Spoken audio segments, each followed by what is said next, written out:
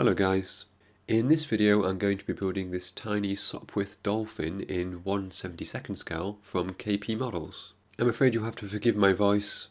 I've been ill for about a week now, but I'm tired of sitting around doing nothing, so I wanted to get some modelling done and make a video for you. So the Sopwith Dolphin is of course a World War I aircraft. It entered service with the Royal Flying Corps in early 1918, powered by a 200 horsepower French-built Hispano engine with two synchronized Vickers machine guns firing through the propeller and two Lewis guns above the pilot. It was considered a pretty solid fighter aircraft, although early in its service it was the target of several friendly fire incidents after British pilots mistook the Dolphin for German aircraft. Despite having decent performance, the Dolphin was retired from inventory fairly soon after World War I, and unfortunately no complete Dolphins survive today, although there is a reconstructed, rebuilt Dolphin at the Hendon RAF Museum. In terms of this KP model kit, this is a 2021 tooling. As they tend to do, KP released 3 different versions of the boxing of this with different markings. We've got the Royal Flying Corps version. We've got this special markings version here. And then we've got this version in Polish markings, which is the one that I'm building. It's a relatively simple kit with only 39 plastic parts, but as far as I can tell it's the only injection moulded Dolphin kit in 1/72nd scale, which seems quite surprising to me. Blue Max and Copper State Model do versions in 1/48th scale, and of course Wingnut Wings do a version in 1/32nd scale, which I've no doubt is lovely, but this seems to be the only 1/72nd scale version. I do like KP's method of showing the marking schemes on the back of the box. It makes it really easy to see what you're getting when you're looking in a hobby shop, and I wish more manufacturers would do that, to be honest. We've got 3 marking schemes here, overall in the PC10 colour, which is kind of like a khaki drab kind of colour, with the option of having the sort of cockpit area in a grey colour, and then we've got the option of having the Polish square markings on the side of the fuselage, or the option of this blue marking, which I presume is an individual squadron insignia. I think just to break it up, that number 2 marking there is the one that I'll probably go for. Looking inside the box, this is all we get, just a single sprue. I actually thought something had been lost when I first opened this box, but no, that is the case. And you can see there we've got everything that we would probably need. 2 halves of the fuselage, 4 wings. You can see by looking at the sprue that there's clearly already a little bit of offset, I forget what the word I'm looking for is there, but essentially a seam line there where the 2 halves of the moulds are not quite lined up. Detail seems basic. The attachment points tend to be in funny places, requiring a bit more cleanup, but it is a fairly sort of short run kit. Some simple decals there with some Polish insignia. Looking at the instructions, and then in a total of 11 steps we build the aircraft. Quite nice how they show the gluing points highlighted in red there. Moving on to the kit itself, this is the main cockpit floor area.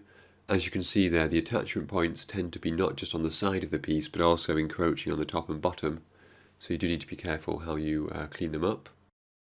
We've got our fuselage half here, and as the floor goes in, there is a little bit of guidance for it, but you do need to remove those injection points there from the side wall of the cockpit.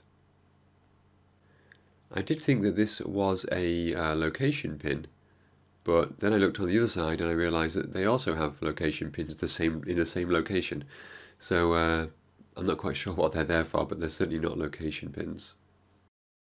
The cockpit is straightforward with this tank going behind the pilot, a seat going on this pedestal in the middle, and then some simple controls.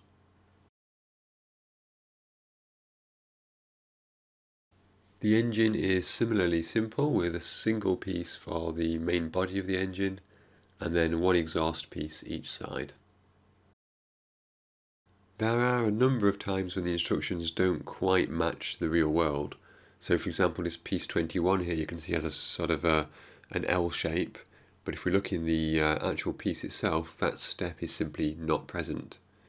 And it shouldn't be present either, or it wouldn't fit onto the model. We've got attachment points for the wing there. Looking at reference photos, there shouldn't be a gap between the fuselage and the wing, so I drilled out those holes. I did that rather than cutting the pins down, as it would give the extra benefit of having a stronger attachment point. Of course, being an aircraft, there's a certain amount of painting that we need to do before we close things up. I painted the fuselage and the cockpit area in XF64, which is red-brown. At this scale and with such a simple kit, I decided not to bother doing any wood grain effect or anything like that. This was really just a quick, fun build for me. That said, however, I did of course do a little bit of detail painting on the seat and the controls and so on. The paints I'm using here are Vallejo model colour.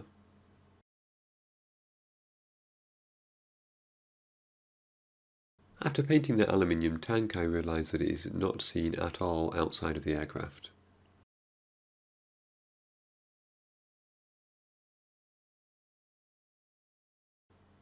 With that painted, it was time to put the cockpit into the fuselage, put the two fuselage halves together, and then clamp them nice and tight, so that hopefully we would minimise the seam line cleanup.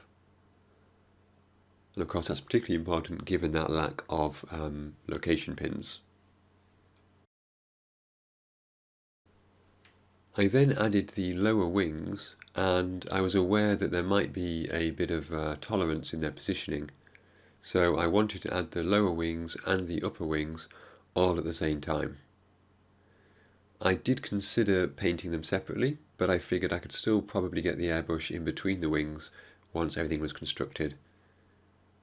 So the lower wings went into place, and the glue was given 10 minutes or so just to settle up a little bit.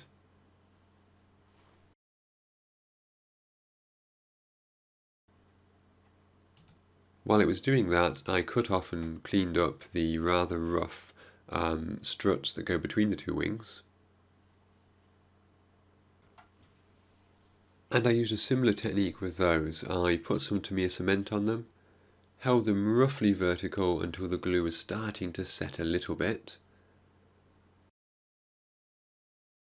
and then attempted to get the top wing onto those struts, which was probably the fiddliest part of the build. The easiest way I found was to put the upper wing upside down on the workbench and lower the aircraft onto it. And yes, shortly after filming this I did realise that I've got that lower wing back to front there. I've got the ailerons facing forwards, which is probably why I can't get the struts in the right place. But with that corrected, I was able to get the struts into the location holes and just sort of chivvy things together bit by bit. Try not to knock previous ones loose when you get the next one in. And then of course, even when all are in the right place, there's a certain movement between the two wings relative to each other, like here. So I just needed to make sure that upper wing was centered across the aircraft, and that it was sufficiently far back as well. There are supplied 4 supporting struts for the centre of that upper wing that go around the cockpit, but it was easier to leave those out for now. And I think there, about an hour later with the glue set up, that looks pretty decent. I think that's come along okay. The engine piece, as you can see, goes in there, and then the front of the fuselage too. None of these joins or seam lines are particularly clean. We do have a top fuselage part to go on there as well. And apart from the wheels, that is essentially the construction of the kit. The tail plane is a 2-piece assembly. The horizontal stabilisers go in there perfectly well. The vertical stabiliser is a little bit odd.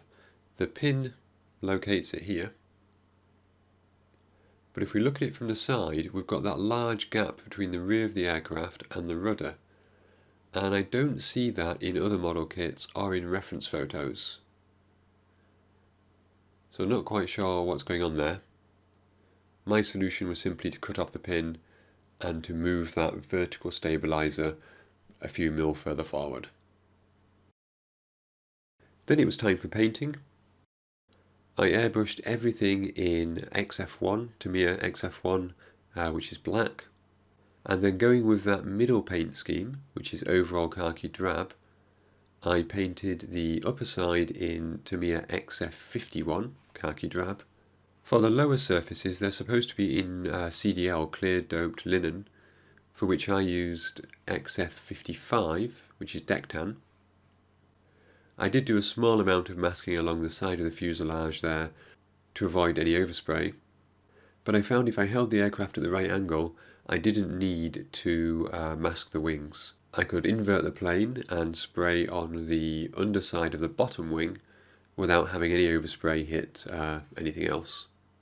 And here is the aircraft with that paint scheme applied, plus a coat of VMS gloss, ready for decals.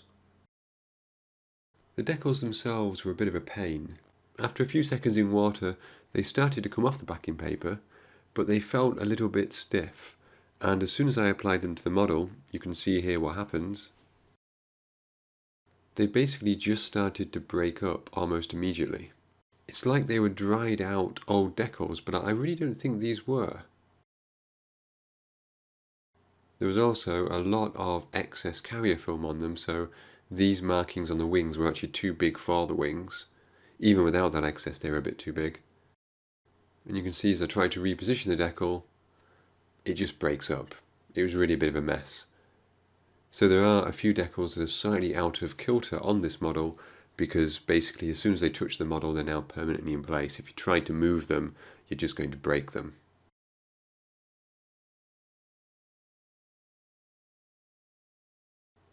So yes, definitely less than impressed by the decals.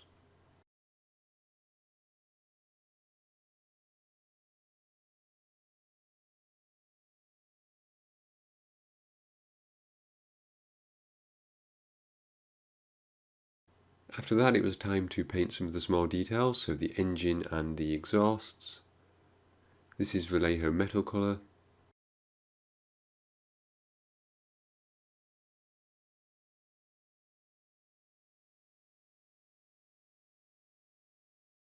And of course the wooden struts in between the two wings. At this point I'd really given up hope of making this model look excellent, and so I simply put an old wood colour on these. I didn't attempt any kind of wood grain effect or anything like that.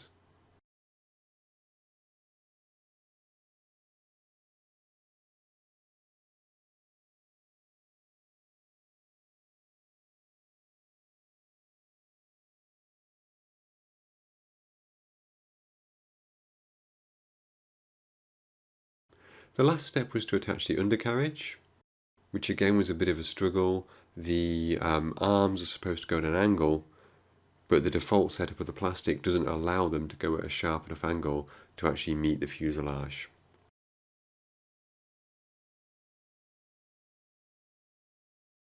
Everything was then given a coat of VMS matte varnish, and its mediocre model was complete.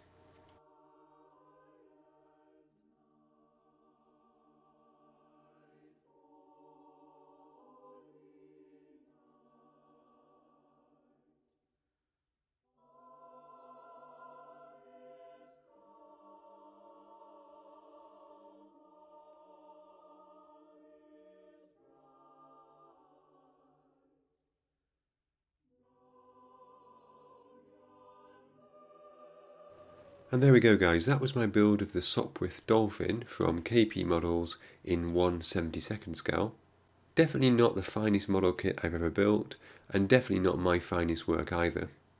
I was feeling a bit ill when I was making this, and after the first few steps I got a bit dejected by the quality of the kit. The final result is okay, and to be fair I didn't put the greatest effort in, but at the same time it's hard to see me wanting to go back and build another KP kit, unless maybe there's a particularly important subject that I really want to build, but I can't see that happening, to be honest. I paid around £14 for this kit from my local hobby shop. You could probably get it a bit cheaper online, but you can get a lot better kits than this for your money. To be fair, maybe not even the kit itself, but it's the decals that I think really frustrated me, because they just look a bit cheap and nasty. And it's a bit silly having, oversized decals you have to trim down to the right size and stuff. Yeah, it's just not really polished, is it? But oh well, every day's a school day, and I still enjoyed the process to a certain degree. I don't know why, but I've been a bit taken with World War One biplanes recently, and I've been looking at a few different models, copper state models, for example, in 1/48 scale. So I think I might try and build a couple of those next year. Talking of which, I have a video coming up next week, which will be my plans for 2024. So if you want to see that, then make sure you have subscribed. If you liked this video, then please consider giving a thumbs up or writing a comment below. I hope you are having a great Christmas season. If Santa brings you presents, I hope he brings you some model kits. And until next time, thanks for watching and have fun modelling.